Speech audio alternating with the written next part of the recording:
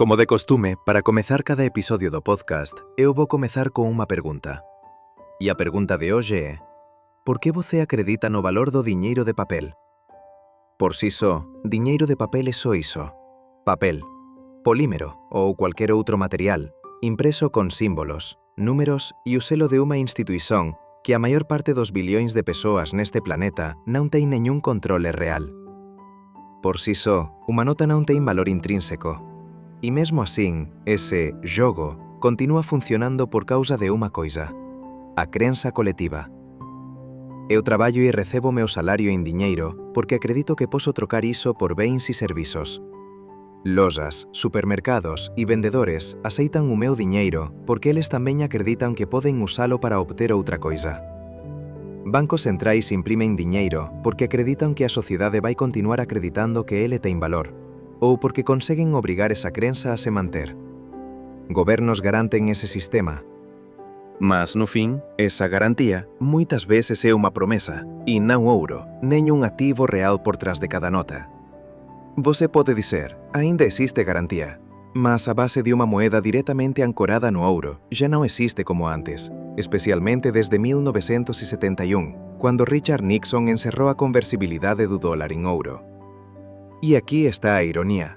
Aquilo que moitos bancos centrais acumulan como reservas en moeda estranxeira, moitas veces acaba sendo dólar. Então o valor do diñeiro de papel non está no material en que ele é impreso. Ele está no poder político, na confianza social e no medo de perder caso você se recuse a acreditar. Falando de forma directa, o valor do diñeiro de papel é unha ilusión en escala global, sustentada por leis, por forza coercitiva e pela psicoloxía de manada. É o resultado de un sistema de intereses interligados, camada sobre camada sustentando a confianza no diñeiro. Benvindo ao lo que nadie te cuenta, onde você vai ouvir verdades que a sociedade non quer que você vexa.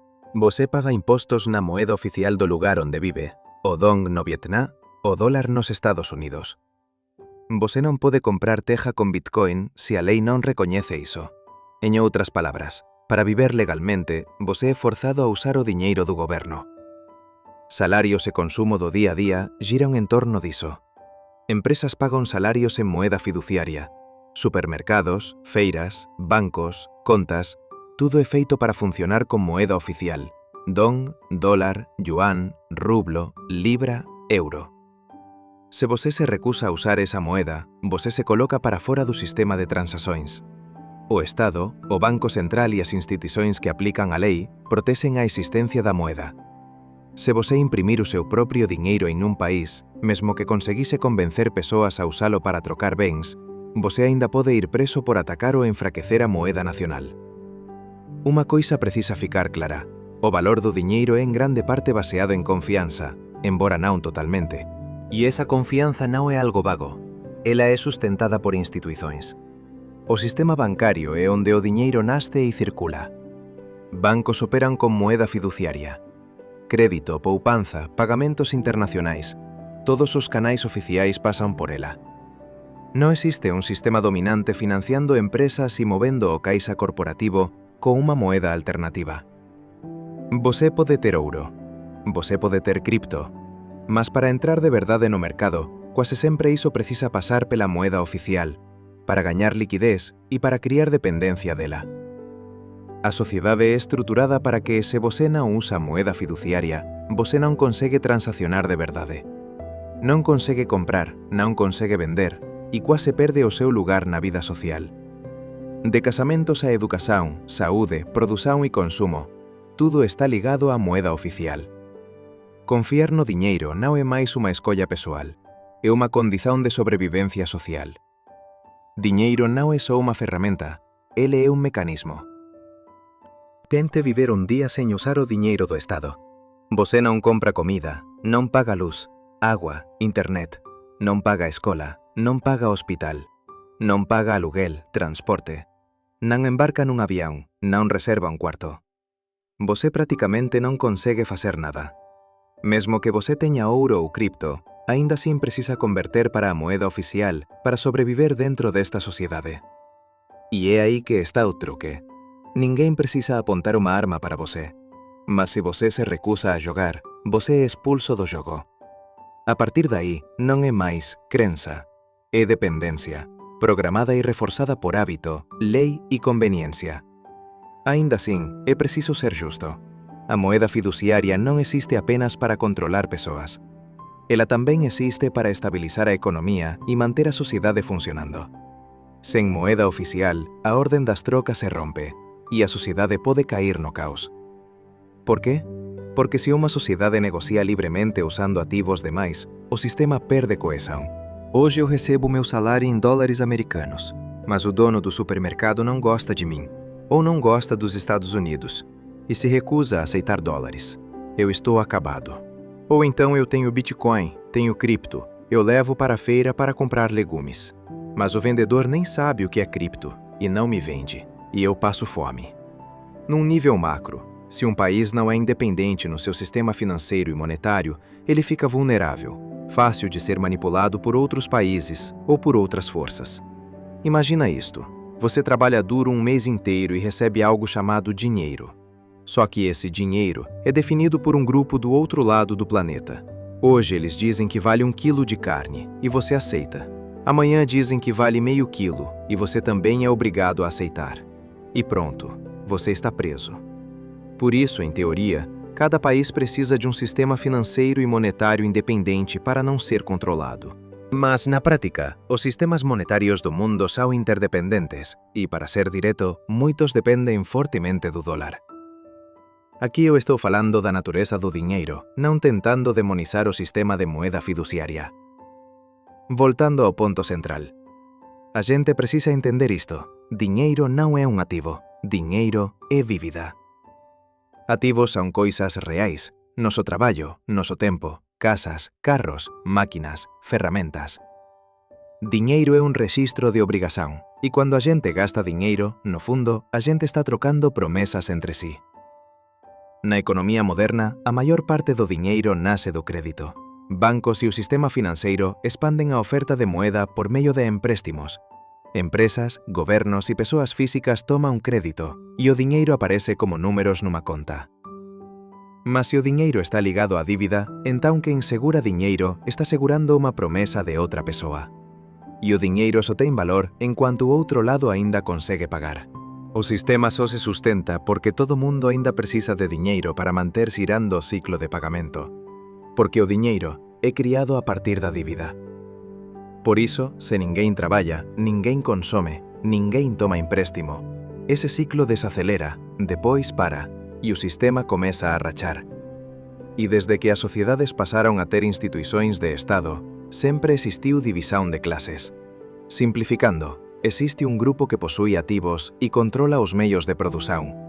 Eu chamo tudo iso de ativos. Son coisas que tanto guardan diñeiro cuanto ayudan a movimentar o fluxo de capital. Ya quen non posúe eses ativos, precisa usar o único ativo que aínda ten, tempo e forza de traballo. Sen ativos que xeren fluxo de caixa, esa camada é obrigada a vender tempo e esforzo todos os días para gañar diñeiro. Mas aquí está a ironía. O diñeiro que esa camada gaña está en parte preso dentro da propia estrutura de dívida do sistema monetario. Na superficie, parece que o diñeiro está sendo inxetado no mercado o tempo todo. Ou seja, a dívida continúa sendo criada sen parar, e no fin, ela escorre para os ativos, para eses recipientes que armacenan diñeiro. De forma simples, no comezo, o diñeiro é inxetado na produción e nos negocios para impulsionar o crecimento económico. E, por tanto, vai primeiro para as mãos de quen controla os meios de produción, fábricas, empresas, corporações. Depois que circula, de algún modo, ele tende a voltar para os ativos, terra, ações, ouro, cripto. E asín, o diñeiro non fica no bolso de quen non ten ativos. En outras palabras, os lugares que conseguen guardar diñeiro continúan guardando máis, e os presos deses ativos continúan subindo. En cuanto iso, quen vive de salario é corroído, pouco a pouco pela inflación. Entón, no fundo, o sistema é deseñado para que o diñeiro se mova continuamente para onde ele pode ser armacenado. Você traballa todos os días, todos os meses, todos os anos para gañar diñeiro. Mas tal vez non perceba que iso tamén é, de certa forma, pagar a dívida do propio sistema. Imagina, você paga a dívida a vida inteira, enquanto o sistema continúa criando novas dívidas sen parar. Quando é que iso termina? Karl Marx enxergou esa dinámica e defendía construir unha sociedade que eliminase a exploración causada por un sistema que produz dívida continuamente. Nesa visão, os meios de produción e a forza de traballo serían distribuídos de forma ampla, en vez de un mecanismo onde o diñeiro nace para registrar obrigación sobre a clase traballadora de forma interminável. Moita xente, sen entender as bases filosóficas e económicas, zomba do socialismo como algo inxenuo, vacío, imposível. Mas eles moitas veces ignoran o ponto central. O socialismo, na súa raíz, se coloca contra un sistema que produz dívidas sen fin. A xente precisa separar obxectivo e método. O obxectivo do socialismo, en teoría, non é só bonito. Ele é ambicioso e profundo. Ele mira mudar a natureza da sociedade e, en escala maior, do mundo. Mas a verdade é que nunca existiu un método perfeito para chegar a ese ideal. Moitos países tentaron, e moitos modelos mostraron fallas e lacunas. Eu non teño capacidade para dar un veredito final sobre iso. Eu vou aprofundar esa parte en outro episodio. Por agora, vamos voltar ao ponto principal de hoxe, a natureza do diñeiro. O diñeiro é, na práctica, unha especie de corrente, disfarzada de recompensa. Ativos son reais. Diñeiro, en moitos casos, é unha camada de abstracción.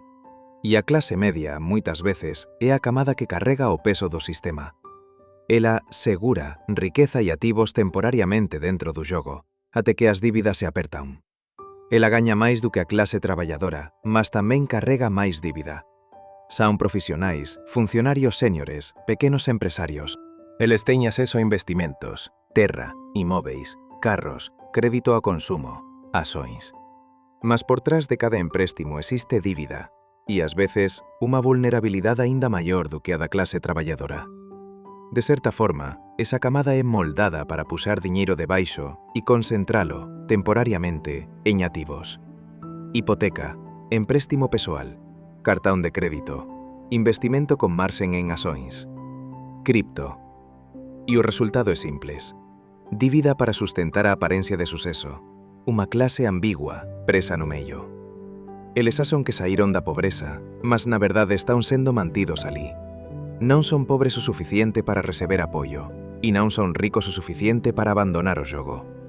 Por iso, son a camada que precisa correr máis rápido, só para ficar no mesmo lugar.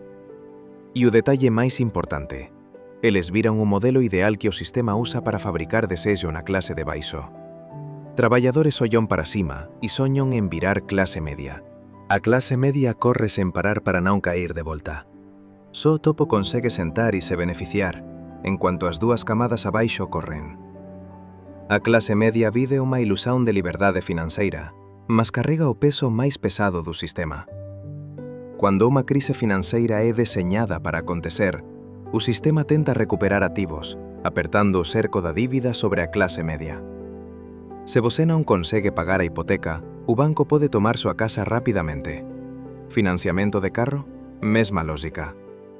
Un pequeno empresario que colocou casa e terra como garantía e pega unha crise, pode perder tudo. Você traballa, prospera, junta diñeiro, e entón coloca tudo en inmóveis, terrenos, produtos financeiros, ações. Parece real, certo? Mas nun mercado guiado por ciclos, algunhas ondas de hype e liquidación poden destruir tudo. Asustador? Sin. Mas esa é a regra dese sistema. No topo está a élite. Son eles que escreven as regras do xogo e controlan o sistema inteiro. Eles usan ferramentas como taxa de juros, inflación e os ciclos económicos para emitir dívida, ou para recoller dívida, de acordo con o que lles convén. Se você xa investiu en mercados financeiros, você sabe como eses ciclos están ligados directamente á macroeconomía. Cando a taxa de juros cae, a bolsa fica verde até perder de vista, e o cripto dispara con velas apontando para o seu. Cando a taxa sobe, os índices despencan como se caísen nun abismo. Aí ven as ondas, febre de terreno, inmóveis especulativos, corrida do ouro, alta do petróleo, bollas de inmobiliario, bollas de seguros. Tudo parece un roteiro que já estaba escrito. Entón, qual é a solución? É simples, mas será que alguén consegue facer? Aí é que está. Simples, você entende as regras e xoga pelas regras. E pronto, você vence. Todo mundo entende que a inflación rouba, aos poucos, o valor do seu diñeiro. Mas ela non bate na súa porta exixindo pagamento. Ela só faz con que, con a mesma cuantía, você compre menos. Hoxe, como mesmo diñeiro, você compra unha refeición completa. No mes que ven, a mesma cuantía compra unha porción menor. No mes seguinte, você precisa pagar máis para voltar ao que antes era normal. E así por diante. Entón, sim, todo mundo sabe que precisa ter ativos para gerar fluxo de caixa, certo? Todo mundo sabe que ativos seguen ciclos. Ten fase de pump, fase de distribuición. Iso todo mundo sabe. Mas o problema é este. Quase ninguén sabe o momento exacto en que os de cima inflaran o prezo e o momento exacto en que eles descarregan. Alguén pode dizer, eu non preciso saber o segundo exacto. Dá para prever a janela de tempo de cada fase? Exactamente, ese é o ponto. Você non precisa adiviñar o día, a hora e o minuto en que o mercado vira. Você só precisa recoñecer a janela para se preparar. E eu afirmo, tem muita gente que consegue enxergar iso. Muita gente consegue facer. Então por que a elite continua ficando mais rica enquanto os de baixo continuam presos? Para responder, eu vou contar uma história. Ela é real, mas eu vou contar de um jeito simples. Numa entrevista ou palestra, perguntaram a Warren Buffett, um dos maiores investidores do nosso tempo: Senhor, qual é o segredo para investir tão bem assim? Buffett respondeu na hora: é muito simples, compre barato e venda caro. A plateia reagiu. Risos, protestos, indignação. Todo mundo como se tivesse sido provocado. E um jornalista perguntou: espera, se o segredo é tão simples, por que tanta gente fracassa e o senhor ficou tão rico? E Buffett respondeu na hora: porque a verdade é que quase ninguém quer enriquecer devagar. Todo mundo quer acertar o timing perfeito e dar um all-in para mudar de vida da noite para o dia. Quase ninguém quer investir no longo prazo e construir riqueza aos poucos. Esse é o problema. Gente rica acumula ativos con paciencia. Compra cuando está barato e espérate ficar caro para vender. A maioría das persoas non quer segurar o investimento por anos. Quer entrar nunha operación certeira, como se estivese apostando contra a casa, e depois se espanta cando dá errado. O ouro dispara, e as persoas corren para comprar, facen fila, pasan horas, esperando que suba máis algúns % para vender rápido. Mas ese tipo de movimento só muda a vida se o capital for enorme. E mesmo así, moitas veces non compensa o risco, nen a obsesión. ¿Cuántas persoas compran un terreno barato e seguran por 5, 10 anos? A maioría espera un lugar quente, un proxecto novo, unha febre inmobiliaria. E aí pega empréstimo, entra alavancado, corre para comprar, asando que en poucos meses vai revender con lucro. E entón, quebra. Todo mundo quer bater a casa, mas se fose fácil bater a casa, ela non sería a casa. No mercado financeiro existe unha frase brutal: coma pelas beiradas, para viver tempo suficiente para comer moito. O que mata a xente moitas veces non é falta de coñecimento, é ganancia. O final do episodio de hoxe pode ter ficado un pouco disperso, mas a esencia é esa. No próximo episodio, a xente vai entrar máis fundo nos ciclos económicos do sistema. Por hoxe é iso. Se iso foi claro e valeu seu tempo, deixa un like. E se você quer acompañar os próximos episodios, se inscreva no canal. Por agora, chao, até a próxima.